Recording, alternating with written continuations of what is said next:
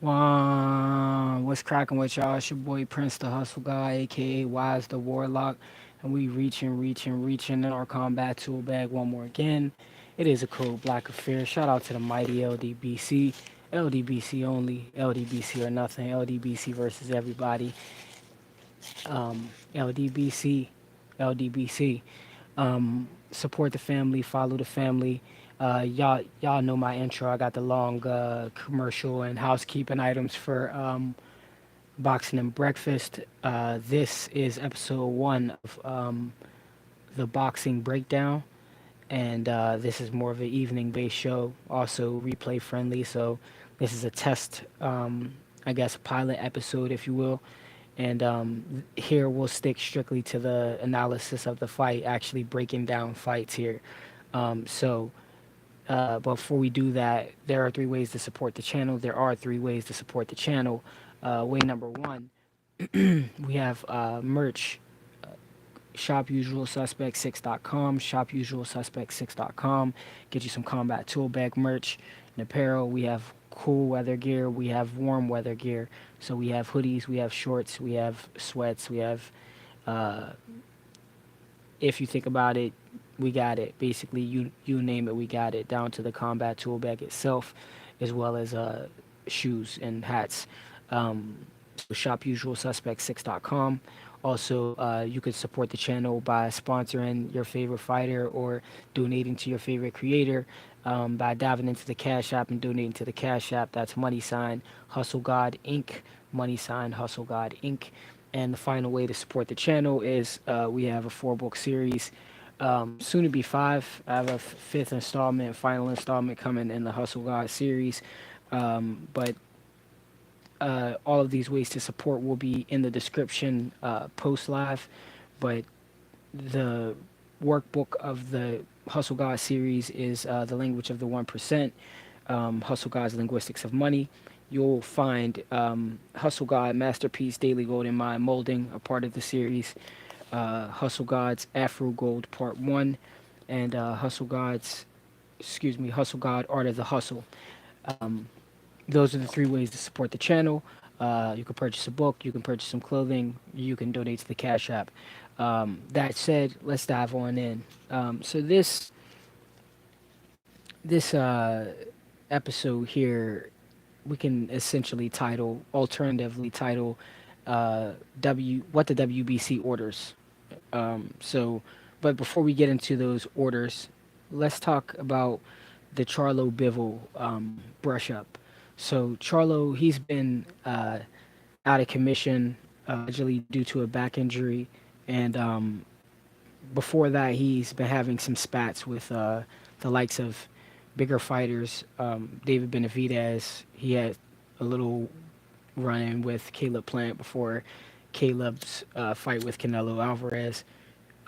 Nothing as tense as the David Benavidez back and forth, but expressing interest in a fight with bigger guys, it seems. And currently, he's a title holder, the WBC title holder at 160.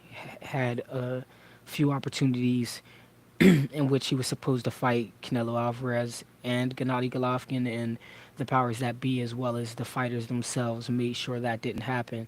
Um, Not being Jamal Charlo's fault. But fast forward to today's events, Charlo he managed to run into Bivol, Dmitry Bivol, and who's currently unified at 174, and he's beat Canelo Alvarez, who is undisputed at 168, and Jamal Charlo essentially pressed him, expressing interest in a fight. There's some mixed opinions how about him actually pressing Bivol for a fight, him looking desperate or whatever. Like some people like it. Uh, hey, he's choosing bigger competition or more dangerous, more relevant competition, and then again you have the other side of the coin where people are like, what about David Benavidez, or what about people in your actual own weight division of 160?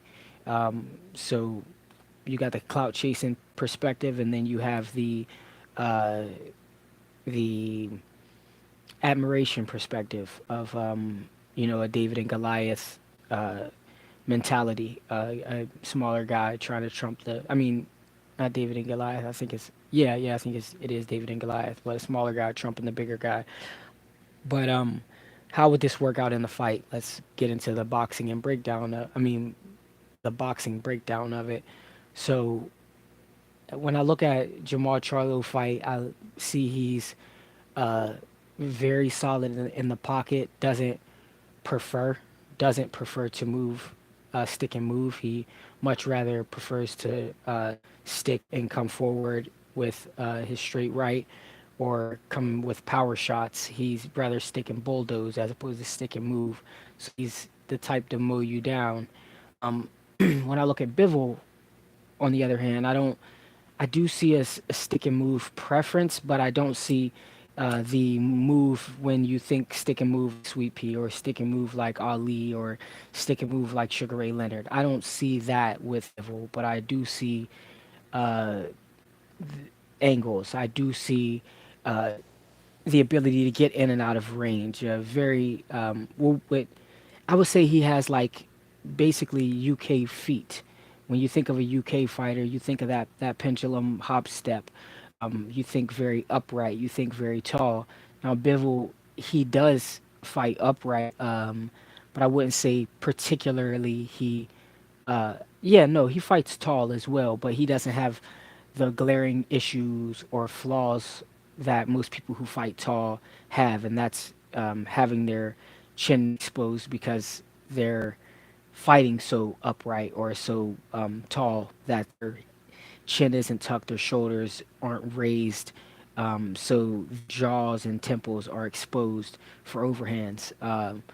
But that said, if I see the clash, it'd be somewhere in the middle, I guess, of 175 or 174 and 160. And again, this is clearly like a fantasy matchup, or clearly um, something that could happen, depending on Jamal Charlo's weight after this back injury. He seems to be pretty big right now, as far as what we saw in that encounter between him and Bivol. So, but the part of me is stating that you're only as good as your last performance, right? And Jamal Charlo's last performance was Montiel, and Bivol's last performance was against Canelo. And so, if we're going based off of that, we look. Opulent LD, salute family. I appreciate you stopping by. This is episode 1 of uh, the boxing breakdown. So I appreciate you stopping by. Make sure you have a good rest of your day. Trying to make sure I can tap in with the family at other times of the day because everybody ain't up for boxing and breakfast. So yeah, just checking in. Right now, we talking about Charlo and Bivol before we get into what the WBC orders. And again, this is just a test trial, a little pilot episode. I wanted to try to get the timing right. Again, I'm in super early to respect and out of respect for everyone in the LDBC, so I don't want to conflict on anyone's time schedule or step on anyone's toes or shoes. So I come in when the sun come up, basically in the morning for boxing and breakfast, and basically right after BFTB around 8:30 ish for a quick 30 minutes just to talk some boxing. If I miss breakfast and boxing, and or on alternative days that we're not here for breakfast and boxing. So yeah, back to the topic. So the actual breakdown, and here we discuss the actual fights and breakdowns of the fight. So between Bivol and Charlo, I do see the Charlo having the ability to hurt Bivol because I did see Canelo land some shots that did stun Bivol, that did stop Bivol uh, from chain linking his 4, 5 punch combinations to, 6, 7, 8 punch combinations. And part of it was being just being purely defensively responsible, and part of it was the fact that Canelo was actually landing some good shots as well. He wasn't effectively in the fight as far as like the ability to win these rounds because it was a landslide, but he was doing things in there that were able to provide some resistance to Bivol.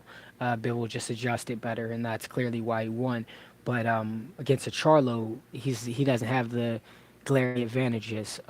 They're about the same size, and reach wise, I would say maybe he has Charlo on the reach.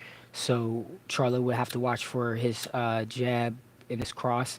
Charlo would have to watch for um, the fact that he has deceptively fast feet and almost a UK style footwork. So he'll be just at the end of his range, as the sweet science tells us to be, but only there when he's trying to land a good strike and then right out of range or at a better angle, uh, distance, leverage, and timing. So at a better angle that behooves him and not Charlo. Now, so I do see the feet being an issue and the angles being an issue for Charlo, as well as the volume, because Charlo is more of a 1-2-3 and Bivol is more of a 3-4 punch combination minimal. So I would even say 4 or 5 punch combination on average. So that matchup, he would have to worry about the points and the angles being outboxed. But I do think Bivol has obvious an obvious ability to hurt Charlo, as we've we weren't able to say the Charlos were hurt before in any fights until we seen Jamel fight, um, like seriously hurt or buzzed, until we seen Jamel fight Castano, and now until we seen Jamal fight Montiel, and it's clear that he would be able to hurt Charlo Bivol. He and Bivol would be able to hurt Charlo, but I don't think it would change his game plan. I think Bivol's a smart enough fighter to not try to press him out because again, the advantages he would possess wouldn't be as glaring as they are over Canelo Alvarez, though it's still orthodox. Um, but Charlo's power with the straight shots would make Bivol be a lot more honest. I know that to be a fact. Jamal Charlo and the Charlos in general, because of their ranginess and their pure like athleticism, their being in great dog shape, their explosiveness with their rotation and their perfection with their punches will put someone like Bivol in a bad position. So I can see Bivol getting hurt as well by Charlo. And that's when we typically see the Charlos in general. His best footwork is when someone hurt, but Jamal especially, we see his best footwork when someone's hurt, because that's when he goes on the attack, and we see more shuffle steps or feint double steps or a hop step, change, shift to the side, and then blitz. So we see subtle footwork from Jamal, but rarely when his opponent is hurt. When his opponent's hurt, he pounces on them in an educated fashion, and that's when we see more of a 4 or 5 punch combination or an endless combination from the likes of Jamal Charlo. Uh, eh, if I had to, again on my channel, who you pick to win, is not necessarily who you're rooting for. Just so I can be completely honest, you already know it's a cold blood affair, so I'm always rooting black. But if I'm being honest for my fan base, if I'm being honest for my audience and for the community that I expect to build here, um, I see I see it going to the distance because I don't see Jamal being able to stop um, Bivol unless he truly is draining himself to make 160. Now, if he's able to hurt Bivol and stop him and press the gas and actually step on him, that'd be something special. But I see it going to the distance, and I would lean more towards Bivol just based off of the powers that be in boxing, what they would rather see. Clearly, not a black face win. And then also the fact that Bivol is um, he's more proven in the sense that he beat the guy that Jamal Charlo has been um, resting his laurels or his whole career on, and that's Canelo Alvarez. So it's an obvious thing for from an outsider looking in if there's a trifecta of three guys, one guy being the star, one guy being the chase, one guy being a runner, one guy being a chaser, and some guy just being the underdog. The underdog beats the guy who's running, and the guy who was chasing the guy who's running is now looking dumbfounded because the person he was chasing no longer is worth chasing, essentially. But that said, and that sounded like a conundrum and a mindfuck. But that said, I say that to say it would do something to the psyche of Jamal Charlo being in front of the guy who beat the guy you've been chasing for years, though you claim you want it on the outside. 1 second, guys. Thomas Bronx, salute, family. I appreciate you stopping by. This is episode 1, the pilot, if you will, of the boxing breakdown. So I appreciate you stopping by, tapping that like button, and spending some time with me. I wanted to make another window to check in with the family. So, but yeah, I would have Bivol edging that out in the points decision. I don't see him pressing Charlo out and stopping him. If there was a stoppage, I would lean more towards Charlo and a miracle happening there, jumping up 2 weight classes if the fight actually happened and hurting Bivol. If he does hurt him, it'd most likely be to the body, though. Jay Gibson, salute, salute. I appreciate you stopping by, family, and salute to the whole TWT.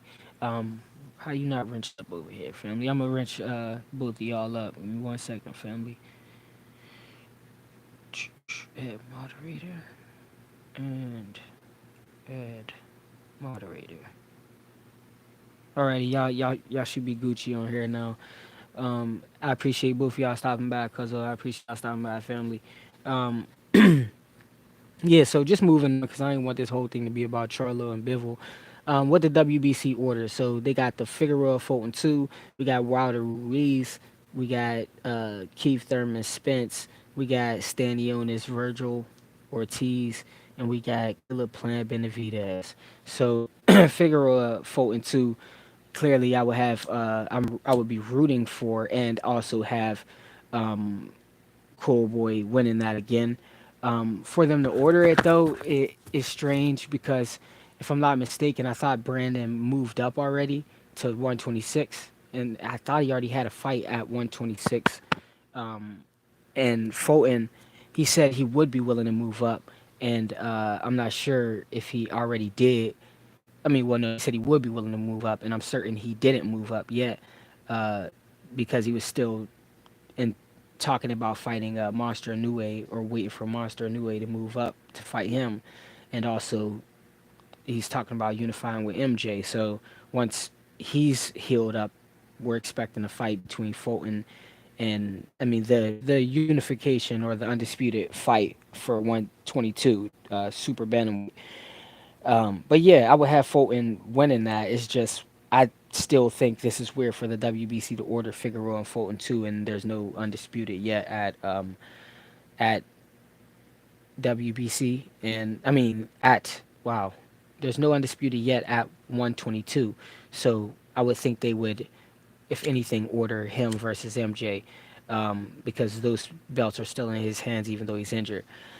But I guess you can't order something against another sanctioning body. You can't order a unification, even though unifications trump mandatory. So I would assume you could order unification.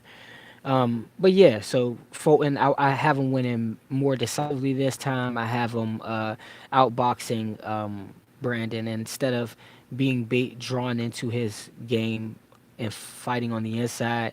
I we all had to see at this point Cool Boy versus Fulton 1, and when he used angles instead of just countering, because he won by countering Brandon and letting Brandon think, all right, I'm in control of the range, and then he just started landing the cleaner, sharper shots and escaping on angles at the end of the exchanges. But I foresee initiating the exchanges and exiting on an angle before Brandon can start. So he'll nullify the trading aspect, the rock'em sock'em robot aspect. There won't be more of an there won't be an inside fight it'd be more of a traditional cool boy step fight. I see. Um, that said, I say yeah, Fulton, 12 round decision, unanimous decision, not no split decision this time. So moving forward, I don't want to go. Let's go Wilder Ruiz next. Why not? So Wilder Ruiz, um, obvious Wilder for the stoppage. Uh, if I pick, I'd give him some time to get warmed up. But I say an odd round, like a weird round, and actually odd number. Yeah, I go with my number 7. I say the seventh. Wilder stops Ruiz in the seventh. Um, Ruiz bites on the feint and tries to do his Mike Tyson imitation slash throwaway punches to get to the inside and run smack dab into a straight right hand. So the king in 7 stoppage. Andy not moving, dead sleep in the center of the ring, and it being waved off, type shit.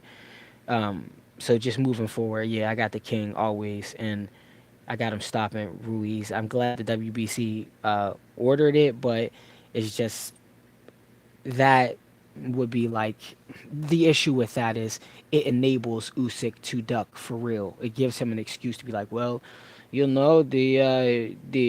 WBC they order Wilder Ruiz, and his limited English won't provoke a follow up question and be like, well, but you did say you would fight him, so that would take precedence, and you're a unified champion. That scenario just doesn't happen. It's just, well, Wilder fight Ruiz. That's what we'll get from him.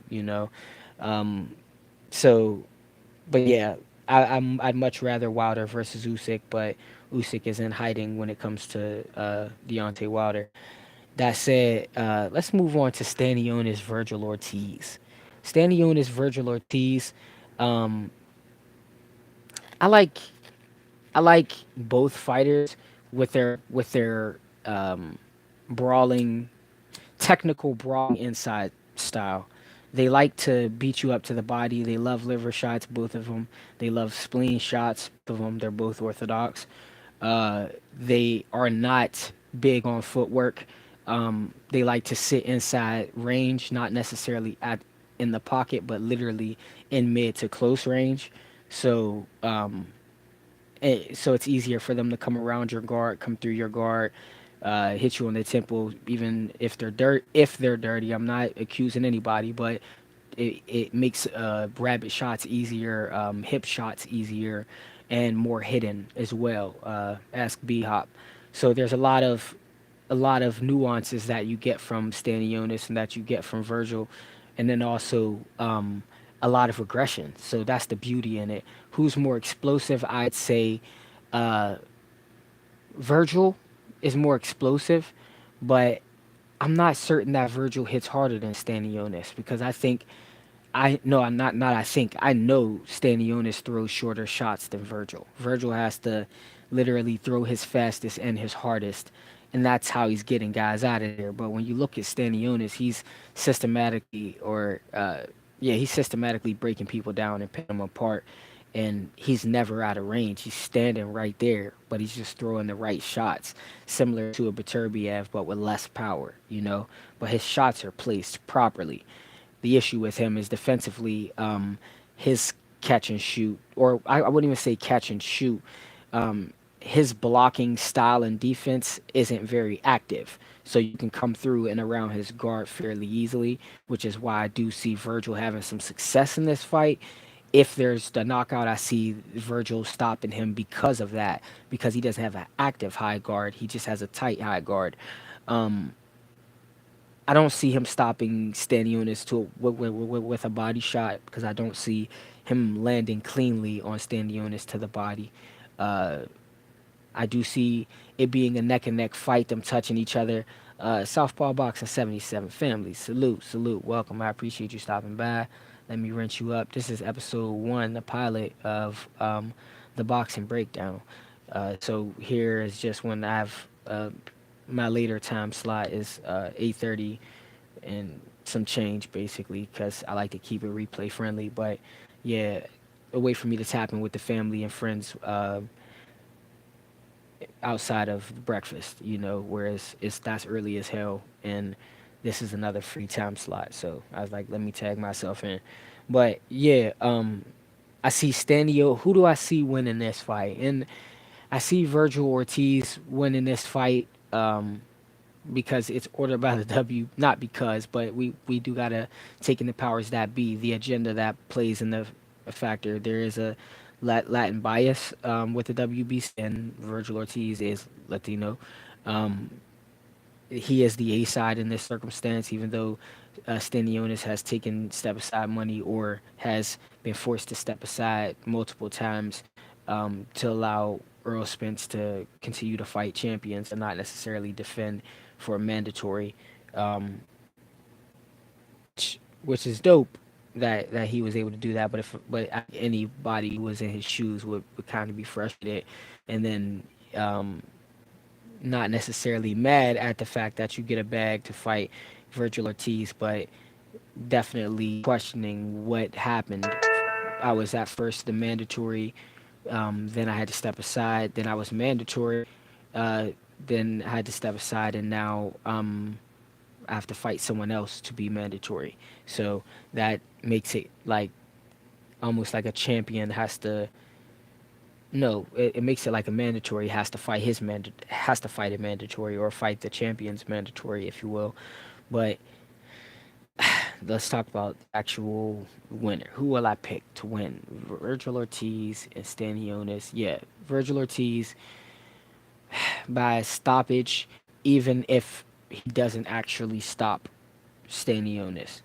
Um, Not to the body, clearly. If he does stop him, it'd be like by knockout, or I mean knockdown, and the ref waves it off, or the ref dives in and interrupts. I do not see him KOing Stanionis, but I don't see him outboxing Stanionis. So, and in that same breath, I don't see this going the distance because this is also it's a Virgil Ortiz fight, but it's not necessarily um, a clean fight when it comes to the powers that be. His promoter suspect, the people he roll with have done suspect things. RGBA and the Maidana glove scenario. So there's there's a number of things to question about that, but I give it to Virgil there. So, we got Figueroa Fulton, we got uh, Stanionis Virgil, we got Wilder Ruiz. Hold on one second, let me see what. Yeah, it's definitely gonna be tough. Southpaw, it's gonna be tough, bro.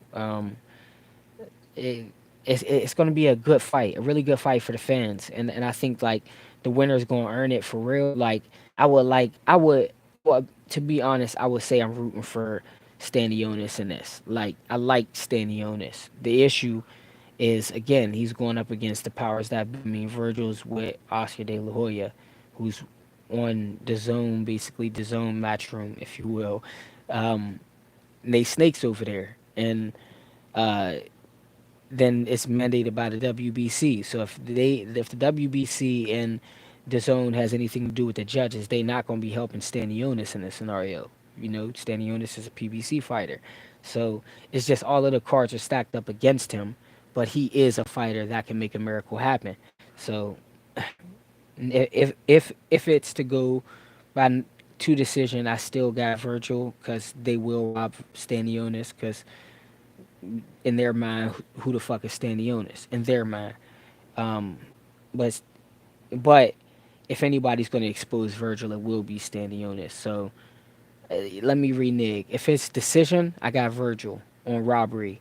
If it's stoppage, I got Stanionis. Fuck, I got Stanionis stopping Virgil in this, um, or I got a robbery and decision uh, from the zone in them.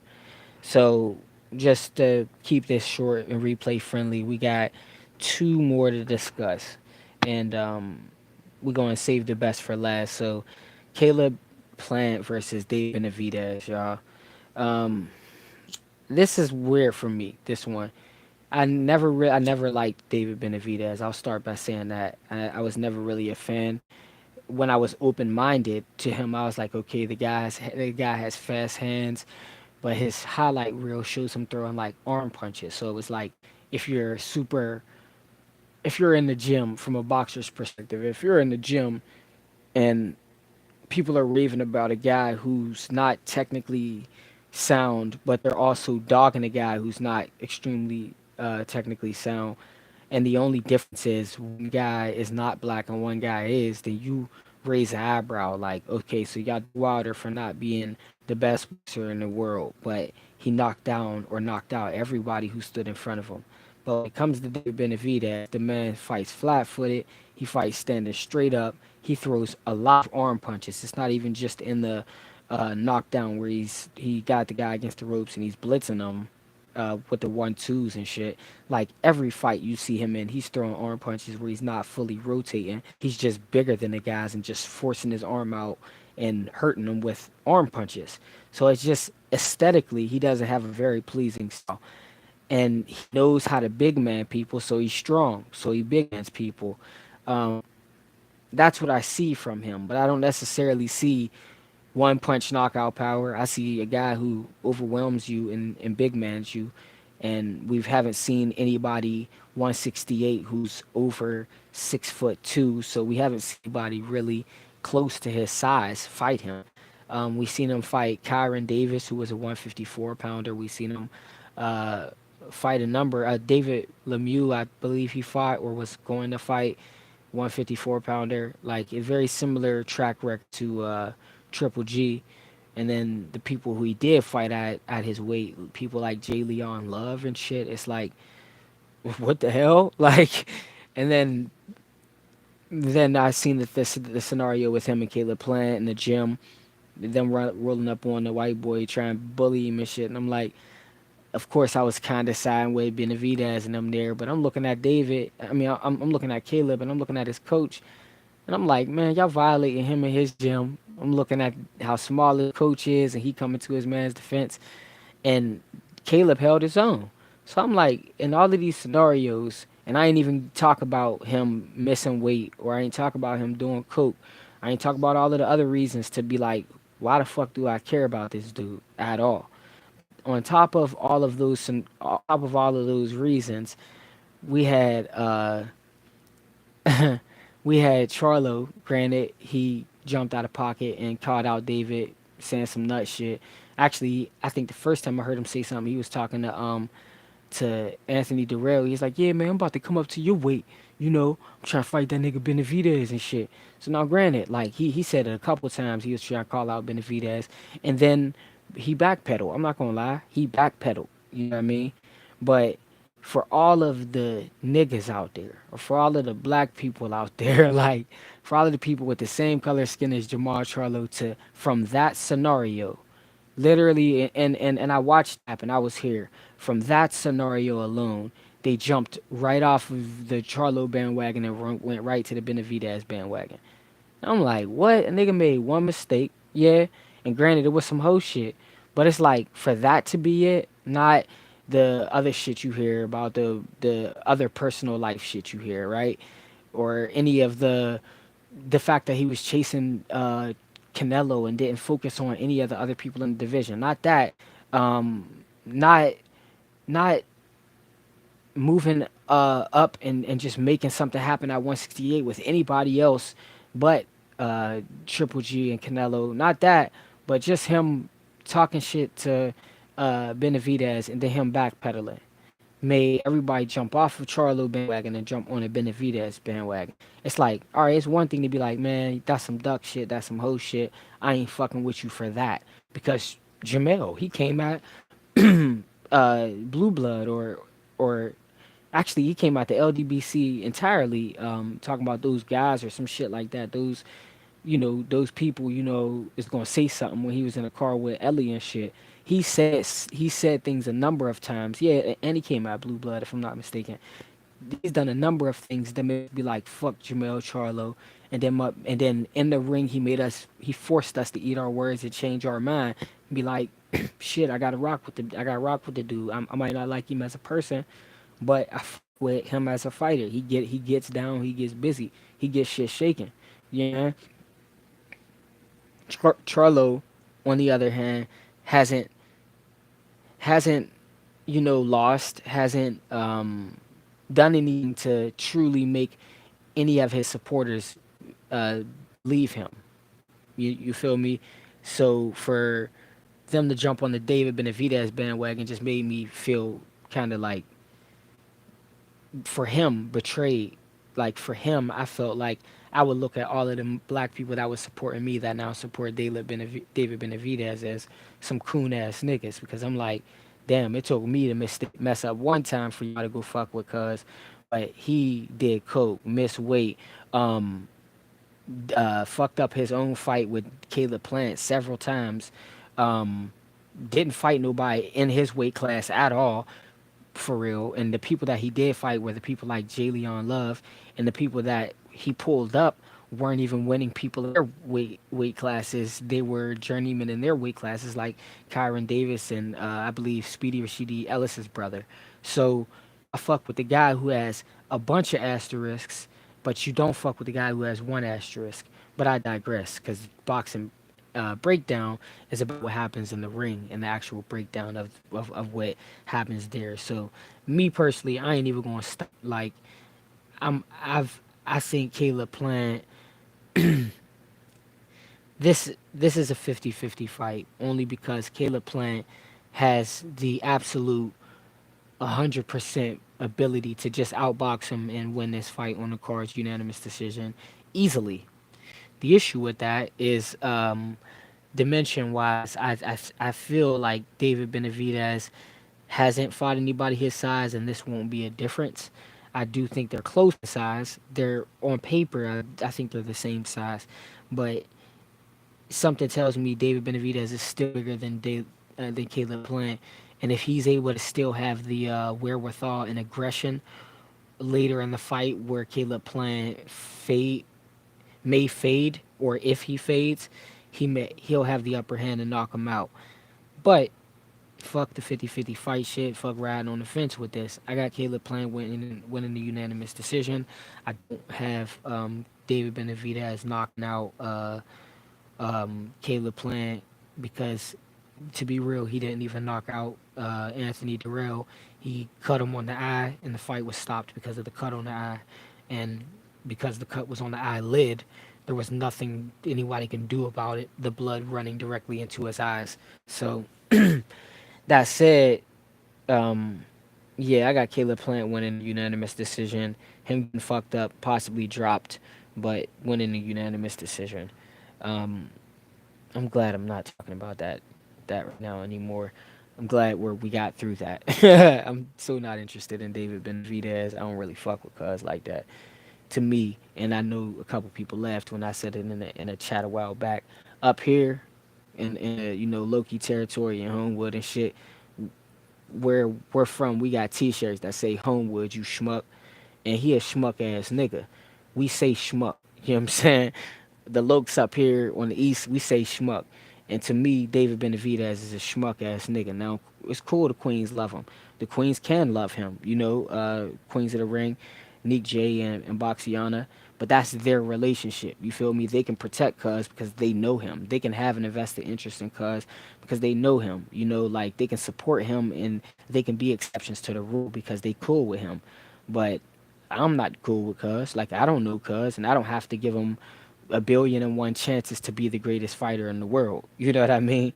Like I'm I criticize boxing, I analyze boxing, and I'm a combat. I'm a professional martial artist myself. So that said, yeah, like I don't really rock with Cuz like that, and I'm glad that we done talking about it. Caleb Plant for the victory. Last but not least, Keith Thurman versus Earl Spence, ordered by the WBC. And I'm making good on time, actually. This is the objective, is to be out of here before we hit that 45-minute mark. So, yeah, Keith Thurman, Earl Spence. What y'all think, man? What y'all think? I say here, if this fight happens, I'd be happy it happens for the world of boxing. no, no, nobody wanted this fight right now. Yes, we wanted Bud versus EJ. Um, Bud did some hoe shit and ran out the back door. And according to some people, you can't have multiple negotiations at once. But Bud was clearly negotiating with BLK Prime and PBC at the same time, um, for fights that were literally scheduled to be less than a month apart. So, hey, I guess he can do whatever the fuck he wants. And then we criticize EJ for what he's left to do or has to do, because the fight that we all wanted, that he tried to bless us with, the other half, that takes two to tango, that other person didn't want to tango. So, yeah, that said, we get Keith Spence, and or Spence Keith, and eh, years ago this would have been a crazy ass fight because Keith had the back hooks. They're wider than Earl's, which makes him more vulnerable. But his hooks definitely stronger than Earl's when it comes to those headshot hooks. That overhand right and that left hook is definitely a stronger shot to the head than EJ's appears to be, that right hook and overhand left. Just based off of what we seen Keith Thurman doing with them shots. Now, granted, I used to think EJ's right hook and his overhand left was stronger than Keith Thurman's because of what happened to Leonard Bundu. But every time Keith touched somebody, like when Keith was after Keith was knocked down by Pacquiao, he was forced to sit down and exchange. And when Keith sit down and exchange, he don't do much besides 3-6. And that 3-6 is his left hook overhand right. And when he lands it blitzingly, and he lands it with a lot of fucking pop. So I ain't even gonna stunt. His left hook and his overhand right, I'd say is more powerful as far as a headshot than EJ. I do think EJ overall is a stronger puncher. Now that may sound stupid, right? Now, the shock, the force, the KO power that comes with Keith Thurman's, I believe, is because of his speed with his hook and how wide he gets and how much he rotates. Now Earl, I just think his muscles are stronger than Keith Thurman's, and though he's slower, he tries to shoot his shots at full speed. So, and also him being bigger, when they rehydrate, he's literally moving more mass than Keith would be moving. So he's trying to move more mass than the mass that Keith is moving at a though at a slower rate. It's attempted to be at a fast rate. So it's gonna feel strong. Everything he throws is gonna feel strong, which is why Danny Garcia was so shocked. If you actually look at how he bust Danny Garcia's positions a lot, Danny was forced to reset his stance after the jab a lot because Earl is just stronger. Not that he's throwing his shots necessarily harder than you're throwing yours. It's just him being overall stronger. His shots, the shots that he's throwing at default, his default is stronger than your default.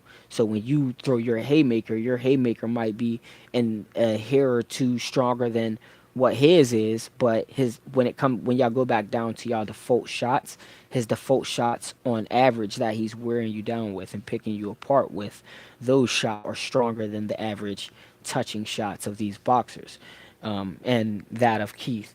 In the fight, this is a no-brainer. I got Earl Spence Jr. winning this fight by stoppage to the body, um, or to the head. He can possibly knock Keith clean out. I'm not gonna go as far as say that, but we know Earl is the bone breaker, the eye collector. If you got bones around your ass and you have two legs, which makes you a human being, um, yeah, he's gonna break it. He's gonna break your eye sockets. And if you have a liver, he's gonna make your liver ball up. Trust me, he's gonna tap that liver and make it ball up. And Keith, it's like he has a extra sensitive liver. His liver is on extra sensitive and extra tentative. Give me 1 second, y'all. Can you turn that off? I'm on live. Like, you're literally interrupting my live right now. Like, that's loud as hell. guys. Yeah, I'm back. All right, so yeah, just to wrap up. Lastly, Keith Thurman and Earl Spence. I got Earl Spence winning with a body shot. Um, Definitely a body shot or breaking him up to the head, breaking that up. And I see him make Keith run. We seen Barrios make Keith literally sprint around the ring. I see him making Keith run, but I also see him making Keith cry, making Keith. He's already humbled Keith just by his aura and being in Keith's presence. But I'd like to see him literally make a bitch out of Keith. Pause. In the ring, like he's gonna fuck Keith up like big time. He gonna break him down. As long as he don't sleep Keith. If he sleep on Keith, we might see the upset of the century. Now we thought Buster Douglas and Mike Tyson was an upset. If the upset happens, it will be a left hook followed by a right hand, or a right hand followed by a left hook by Keith Thurman. Mark my words. And I hate Keith Thurman. I'm one of EJ's biggest fans. You know, I know he got a lot of Texas fans and he got a lot of fans out there. I'm really like the biggest Boots fan. I ain't gonna lie, one of the biggest Boots fans. But EJ was here first, and EJ is my guy. I say that to say, if there's an upset, and if this fight doesn't go EJ's way, it will be because of the left hook and the right hook from the left hook and overhand right from Sherman. But that said, love y'all. I appreciate y'all stopping by and analyzing some boxing with me. This is the boxing breakdown, the pilot, the episode 1. Um, do me a favor, y'all. Support everything LDBC, Trilitary, CWT, Simple Truth Network. Y'all know my whole long spiel from boxing and breakfast. But there's 3 ways to support the channel. There are 3 ways to support the channel, family. We have merch, shopusualsuspect6.com, shopusualsuspect6.com, shopusualsuspect6.com. Get you some combat tool bag merch. We got everything from hats, hoodies, leggings, shorts, sweats, to shoes and combat tool bags, literally gym bags. Um, we got a book series, Hustle God series. These will be in the description post upload, but these are on Amazon.com. You will find Hustle God Language of the 1%. That's the Hustle God's Linguistics of Money. You will find Hustle God Masterpiece, Daily Gold and Mind Molding. You will find Hustle God Art of the Hustle. And you will find Hustle God's Afro Gold Part 1. And lastly, the last and final way to support the channel is you could dive into the Cash App. That's money sign Hustle God Inc. Money sign Hustle God Inc. All one word. You can sponsor your favorite fighter or sponsor a fighter, me, slash sponsor a creator, me, by diving in the Cash App, and anything goes, anything helps. Anything goes a long way. Anything helps by diving in that Cash App. But those are the 3 ways to support the channel. Get you some combat tool bag merch.